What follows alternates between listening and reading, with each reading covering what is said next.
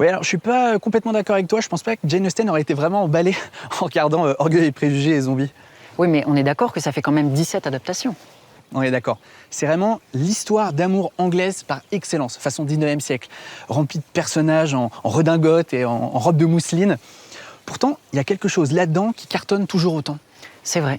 Mais moi, je suis vraiment content qu'on puisse y retourner parce que, en fait, la première fois que j'ai lu Orgueil et préjugés, j'ai pas trop compris l'engouement. J'avais l'impression que l'histoire, elle était trop étriquée, trop dépendante de sa petite campagne anglaise, et puis qu'elle se résolvait de façon presque trop convenue entre des personnages que seule la sottise d'autrui empêchait d'être réunis. Et en fait, depuis ce moment-là, j'ai pas arrêté d'avoir des amis, des femmes quasi exclusivement, c'est vrai, qui m'ont dit que ce livre avait énormément compté pour elles. Et alors je suis content, cette fois-ci, on peut y retourner, relire ce livre plus attentivement et en ravalant notre orgueil et nos préjugés à nous. Oui, je suis d'accord avec toi. En le lisant, j'ai eu cette impression de ne pas l'avoir compris d'abord, et puis en allant plus profondément, de comprendre cette radicalité secrète, cette urgence dans l'éveil sentimental d'une jeune fille de la gentry. C'est un critique anglais qui disait « Si les valeurs de Jane Austen étaient plus répandues, notre société qui l'a portée au nu ne s'en remettrait pas. »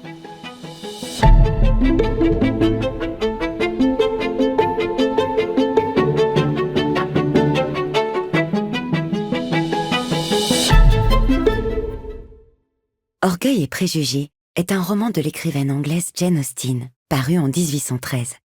Il est centré sur Elizabeth Bennet, numéro 2 des 5 filles d'une petite famille de notables de la campagne anglaise.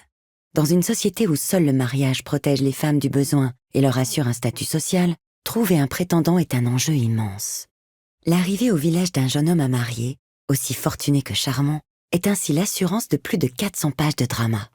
Dans ce roman, on rencontre Elizabeth Bennet, vive et pleine d'esprit, sa grande sœur Jane, leurs 3 petites sœurs et leurs parents, Bingley, le bon parti cité plus haut, le fier Darcy, ami de Bingley, sans oublier des prétendants calculateurs, des jeunes filles à marier, des sœurs stratèges et des mères prêtes à tout. Jane Austen construit son roman comme les meilleures comédies romantiques du cinéma. Fausses pistes, révélations, obstacles insurmontables. On sait qui va finir avec qui, mais comment ? Quand Jane Austen a débuté l'écriture de ce roman, elle avait environ le même âge que son héroïne, Elizabeth. Vous êtes à Londres, en l'an 1813, et vous remarquez qu'il y a de la tension dans l'air. Le boucher Napoléon, comme on l'appelle ici, presse ses armées contre l'Europe pour la 15e année consécutive. Les États-Unis en ont profité pour envahir le Canada britannique, et quant au roi George, il est entré pour de bon dans la folie. Son fils aîné, qui gouverne à sa place, s'alarme contre une conspiration de l'intérieur, une contagion des idées révolutionnaires qui viendrait de France ou d'Amérique, et il accroît ses menaces contre les théologiens, les penseurs, les philosophes, les professeurs. Il faut dire que la lecture est devenue un passe-temps respectable, et le gouvernement exerce une grande pression contre les maisons d'édition. Alors, quand vous rentrez dans la plus fameuse librairie de Londres, le Temple des Muses, riche d'1 million d'ouvrages, vous avez du mal à trouver, parmi les publications récentes, autre chose que des histoires qui préfèrent prudemment se dérouler dans un passé lointain, comme les romans gothiques ou la poésie romantique. Mais il se trouve que, en ce mois de janvier 1813, il y a un livre étonnant dont tout le monde parle, c'est Orgueil et préjugés, publié sans nom d'auteur. Son action se déroule au présent, dans le petit village de Meryton, situé à quelques heures au nord de Londres. Vous avez de la chance, il en reste un exemplaire, vous l'ouvrez. Vous remarquez que, à la manière des livres moralistes du siècle précédent, Orgueil et préjugés s'ouvre sur une maxime, une formule morale qui sert de prétexte à l'ouvrage et qui dit « C'est une vérité universellement reconnue que tout homme célibataire, pourvu d'une belle fortune, doit être à la recherche d'une épouse. » Vous riez. C'est vrai qu'il y a quelque chose de drôle dans cette sentence ironique qui commence sur un ton ronflant et qui se conclut sur une vérité qui n'a pas grand-chose de philosophique. Mais le thème est donné, il va s'agir de mariage et d'argent, dans un pays peuplé par des hommes en mouvement et par des femmes qui patientent chez leurs parents qu'on veuille bien les épouser. Aussitôt, la narratrice nous présente 2 parents, monsieur et madame Bennet, mari et femme depuis 23 ans. Madame Bennet prend la parole. Elle annonce à son mari que un de ces hommes célibataires vient de s'installer dans le voisinage, qu'elle a vu sa voiture de poste à 4 chevaux et qu'il doit être très riche. Et d'ailleurs, leurs bons amis, les Lucas, qui d'habitude ne vont jamais rendre visite aux nouveaux venus, ont cette fois-ci annoncé qu'ils iraient dès le lendemain. Il est donc impératif, demande Madame Bennet, que Monsieur Bennet précède leurs amis et se rende au plus tôt chez le mystérieux inconnu. C'est que, s'il n'y va pas, il serait inconvenant pour la mère et ses filles de se présenter devant lui. Mais M. Bennet n'a pas l'air de se laisser convaincre. Il refuse. Il a l'air absorbé. Il est un peu railleur et, sous sa répartie, on sent quelque chose de aigre. La mère ne décèle pas ses sarcasmes, en tout cas, elle ne les relève pas. Et elle se fait pressante, presque envahissante, pour ce brave homme qu'un honnête repos fait se trouver dans sa bibliothèque encore paisible un instant plus tôt.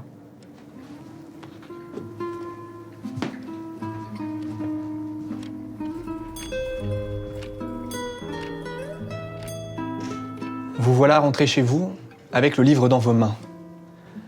Il y a de l'ironie dans cette histoire et des enjeux intemporels dans un cadre que vous connaissez bien, qui est celui de la gentry, c'est-à-dire de la petite noblesse de province, et par extension, les notables à la campagne. Des 3 intrigues amoureuses que développe le roman, la principale est centrée sur la deuxième fille des Bennet, au caractère bien trempé, qui s'appelle Elizabeth, et sur l'homme qu'elle met longtemps à accepter d'aimer, Monsieur Darcy. C'est une relation qui peine à voir le jour, tant elle est encombrée par l'orgueil de chacun et leurs préjugés réciproques. Il faut dire que la différence de statut social est très grande entre les deux. Mais après quelques coups de théâtre bien sentis, le dénouement est heureux. Au fond, vous avez devant vous une de ces histoires d'amour empêchées qui finissent bien, contrairement par exemple à Roméo et Juliette. Grâce à Elizabeth, Darcy devient plus humble, et grâce à Darcy, Elizabeth devient moins têtue. Il paraît qu'à l'origine, le livre s'appelait « Premières impressions ». Et c'est bien de ça qu'il s'agit. D'un homme et d'une femme qui surmontent leurs premières impressions pour s'aimer, en dépit du qu'en dira-t-on. Bon, vous refermez le livre. Vous êtes content de votre achat. Dans les journaux, aussi, quelques critiques dont l'écrivain Walter Scott partagent votre enthousiasme. Les années passent, vous n'y pensez plus. Quand Jane Austen décède 4 ans plus tard, en 1817, à l'âge de 41 ans, ses livres sont en rupture de stock. C'est que si chacun s'accorde à dire qu'elle a capturé le petit monde de la gentry avec une précision étonnante, personne n'est vraiment sûr que ce monde-là en valait la peine. Au fond, ce qui faisait justement son attrait pour ses contemporains n'intéresse plus la génération d'après. L'autrice Charlotte Brontë écrit 30 ans plus tard « C'est un jardin soigneusement enclos, avec des bordures bien nettes et des fleurs délicates, mais pas d'air frais, pas de nature sauvage. Pour rien au monde, je ne voudrais vivre dans ces maisons étouffantes. » Et donc, avec les décennies, la boucle est bientôt bouclée. Lire Jane Austen, c'est s'évader vers un monde plus simple. En 1943, pendant qu'il se remet d'une pneumonie, Winston Churchill demande à sa femme de lui lire Orgueil et préjugés. À la fin, il s'écrit que les vies de ces gens étaient calmes et tranquilles, point de révolution, point d'armée française à l'horizon. De toute évidence, le sifflement des bombes allemandes le rendait sourd aux paroles prononcées à mi-voix dans ce livre. Où est la révolution ? Où est l'armée française ? Rien ne sert de répondre à Winston parce que soit il est cendre jusqu'à la fin des temps, soit il est déjà entré dans la vérité éternelle. Mais revenons à notre lecteur de 1813, nouvel acheteur du nouveau livre. Ne pensez-vous pas que, dans son fauteuil, il hausse des sourcils devant le personnage de Mr. Collins, le pasteur anglican, dont la servilité et l'absence totale de vocation spirituelle sont un motif comique tout au long du roman ? Et ne pensez-vous pas que ses sourcils se haussent devant Lady Catherine de Bourg, dont la mesquinerie et la méchanceté nous donnent envie d'appeler Robespierre à la rescousse ? Quant à la menace de l'armée, elle n'a pas besoin de porter l'uniforme français. Les soldats stationnés dans la caserne voisine dilapident leurs soldes aux cartes. Ils doivent de l'argent à tout le monde. Ils s'enivrent et ils séduisent les jeunes filles. D'abord Élisabeth, et puis sa sœur Lydia, 16 ans, qu'il faut ensuite aller chercher à Londres pour éviter qu'elle jette l'opprobre sur toute la famille. Et enfin, Mary King, dont la narratrice nous dit qu'un héritage inattendu de 10 000 livres constituait son principal attrait. Mais qu'est-ce que ça veut dire, 10 000 livres ? Qu'est-ce que ça représente ? Pour nous, malheureusement, c'est un peu comme les poèmes de Tolkien. Ça n'a plus énormément de sens. Mais il faut bien reconnaître que pour celles et ceux qui lisaient Jane Austen au XIXe siècle, c'était des informations précises, qui les renseignaient sur comment chacun vivait, qui avait préséance, qui tenait le haut du pavé. En fait, depuis une 50aine d'années, un certain nombre d'ouvrages attirent l'attention sur ce qu'on pourrait appeler la part sociologique des livres de Jane Austen, en se fondant sur une remarque toute simple, et qui est que dans ces livres, chaque personnage, ou presque, est associé à un statut financier précis. Bien plus que chez Dickens ou chez Émile Zola, nous savons combien gagne chaque personnage? Quels sont ses revenus? Alors, on voudrait prendre un moment pour remettre un peu les choses au clair. Mettons que vous ayez une fortune de 10 000 livres. Comme toutes les familles bourgeoises de l'époque, vous l'investissez dans les bons du Trésor, qui vous garantissent une rente de 5% par an, c'est-à-dire donc 500 livres de rente par an. Alors avec 500 livres de rente, comment vit-on? Eh bien, si vous n'avez personne à charge, vous pouvez vivre assez confortablement, sans avoir besoin de travailler. À partir de 1000 livres, vous avez généralement 3 domestiques en cuisine, un valet de pied, une calèche, un cocher, quelques chevaux. C'est grosso modo la situation financière de la famille Bennet dans le livre. Mais Darcy, lui, il a une rente de 10 000 livres par an. 10 fois plus. Ça le place dans le 1% des hommes les plus riches de la Grande-Bretagne. On comprend mieux pourquoi son arrivée à Meryton suscite autant d'excitation. Pour mettre ça en perspective, le revenu moyen à l'époque est de 30 livres par an. Autrement dit, le monde de Jane Austen, c'est une société de classe très inégalitaire et très hiérarchisée. Et comme elle l'écrit dans une lettre à sa nièce, les femmes célibataires ont une propension épouvantable à être pauvres, ce qui est un argument très sérieux en faveur du mariage. Jane Austen sait d'autant mieux de quoi elle parle qu'elle est elle-même célibataire et qu'elle pratique un métier que les bonnes manières réprouvent, celui de romancière. C'est pour ça qu'elle fait paraître ses livres sous un faux nom. Non pas que ça lui permette de vivre. En tout et pour tout, ses publications lui rapporteront environ 600 livres pendant toute sa vie. Pour le reste, elle dépend entièrement, avec 2 de ses sœurs et sa mère, de l'argent que lui envoient ses frères. Son père George était pasteur, père de 8 enfants. Il gagnait 210 livres par an et il est décédé en 1805. Les quelques années qui ont suivi sont les seules pendant lesquelles Jane Austen n'a pas écrit. Il faut dire qu'à la mort des pasteurs, l'église anglicane ne verse pas de pension aux familles. Alors, les femmes s'entraident. Mais par conséquent, on comprend tout l'enjeu que le mariage représente. Faire un bon mariage, ce n'est pas d'abord accéder au bonheur conjugal s'il existe, c'est pouvoir stabiliser sa position dans la société et peut-être même gravir les échelons. En tout cas, prenez garde à ne pas les dévaler, car dans ce pays, il n'y a pas de sécurité sociale, pas d'assurance maladie, pas de droit au chômage, pas de retraite. La première monnaie d'échange des femmes, c'est d'être vierge et de se marier. Mais du coup, revenons un peu à notre scène du début du livre. Nous sommes dans le bureau de Monsieur Bennet. Madame Bennet demande à son mari d'aller se présenter aux nouveaux arrivants afin que ses filles aient une chance d'être choisies pour femmes. Elle a 5 filles de 15 à 22 ans. Sur le marché aux épouses de Meryton, elles sont en compétition avec leurs plus proches amies. Une telle est plus jolie, une autre est plus jeune. Mais Monsieur Bennet ne s'en émeut pas. Il cherche plutôt à ce que son bureau retrouve le silence qu'il a perdu à l'entrée de Madame Bennet. Est-ce que vous sentez mieux combien il n'est pas à la hauteur? Bientôt, la narratrice nous prévient que Monsieur Bennet a reçu une lettre. De qui est-elle? Chacune de ses filles le questionne. Mais par malice ou par jeu, il leur soumet toutes sortes de charades. Le texte dit « Monsieur Bennet avait plaisir à être pressé de questions, à la fois par sa femme et par ses 5 filles. Après s'être amusé quelque temps de leur curiosité, il consentit à s'expliquer. Cette lettre est de mon cousin, Monsieur Collins, qui, lorsque je serai mort, sera libre de vous mettre tout à la porte de cette maison dès que l'envie lui en prendra. » Attendez, quoi? Oui, il semblerait que, en vertu d'une loi très ancienne et injuste, merci, les biens de Monsieur Bennet, à sa mort, seront légués au premier héritier mâle.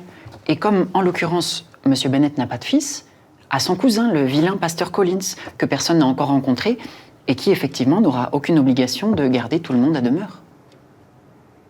Mais ça, Monsieur Bennet le sait depuis longtemps. Et pourtant, il n'a rien anticipé, il n'a pas investi, il n'a aucune épargne. Par conséquent, la dot de ses filles ne s'élève qu'à 1000 petites livres. C'est-à-dire donc 50 livres de rente par an. Et donc, quand M. Collins fait enfin son apparition et qu'il en profite pour demander la main d'Élisabeth, c'est un moyen de pression pour lui. Il dit « Ma situation, mes relations avec la famille de Bourg, ma parenté avec votre famille sont autant de conditions favorables à ma cause. En outre, vous devriez considérer que, en dépit de tous vos attraits, vous n'êtes nullement certaine de recevoir une autre demande en mariage. Votre dot est malheureusement si modeste qu'elle doit inévitablement contrebalancer l'effet de vos charmes et de vos qualités. Mais quelle impertinence! Non, vous savez quoi, cette scène est trop drôle. On va en lire un passage plus long. C'est dans la traduction de Lecomte et Pressoir, qui, à notre avis, est celle qui retranscrit le mieux l'humour de Jane Austen.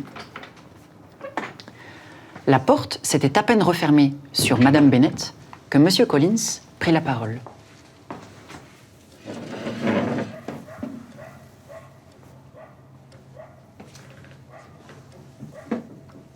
Et croyez, chère Miss Elizabeth, que votre modestie, loin de me déplaire, ne fait à mes yeux qu'ajouter à vos charmes. Vous m'auriez paru moins aimable sans ce petit mouvement de retraite. Mais laissez-moi vous assurer que j'ai pour vous parler la permission de votre respectable mère.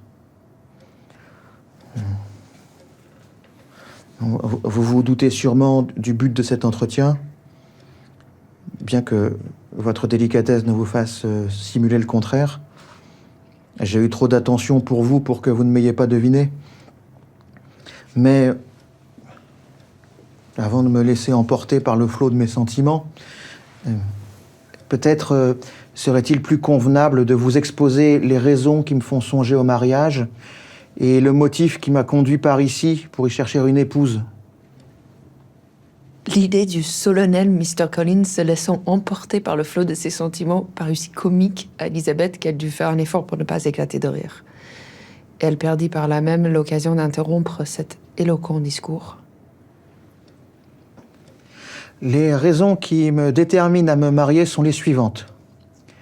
Primo, je considère qu'il est du devoir de tout clergyman de donner le bon exemple à sa paroisse en fondant un foyer. Secondo, je suis convaincu, ce faisant, de travailler à mon bonheur. Tertio, peut-être aurais-je dû commencer par là. Je réponds ainsi au désir exprimé par la très noble dame que j'ai l'honneur d'appeler ma protectrice, Lady Catherine de Bord. Il devenait absolument nécessaire de ne pas le laisser poursuivre. Monsieur,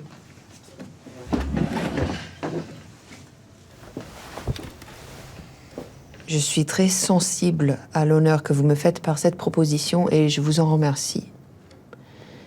Mais il m'est impossible de ne point la décliner. Et je sais depuis longtemps qu'il est d'usage parmi les jeunes filles de repousser celui qu'elles ont au fond l'intention d'épouser lorsqu'il se déclare pour la première fois. Et qu'il leur arrive même de refuser une seconde et même une troisième fois. C'est pourquoi votre réponse ne peut me décourager. Et j'ai confiance que j'aurai avant longtemps le bonheur de vous conduire à l'hôtel. Vérité, monsieur, cette confiance est plutôt extraordinaire après ce que je viens de vous déclarer. Vous êtes vraiment délicieuse, quoi que vous fassiez. Et je suis persuadé que ma demande, une fois sanctionnée par la volonté expresse de vos excellents parents, ne manquera pas de vous paraître acceptable. Devant cette invincible persistance à vouloir s'abuser, Elisabeth se leva. Elle allait quitter la pièce quand Mr. Collins l'arrêta par ces mots. Lorsque j'aurai l'honneur de reprendre cette conversation avec vous, j'espère recevoir une réponse plus favorable.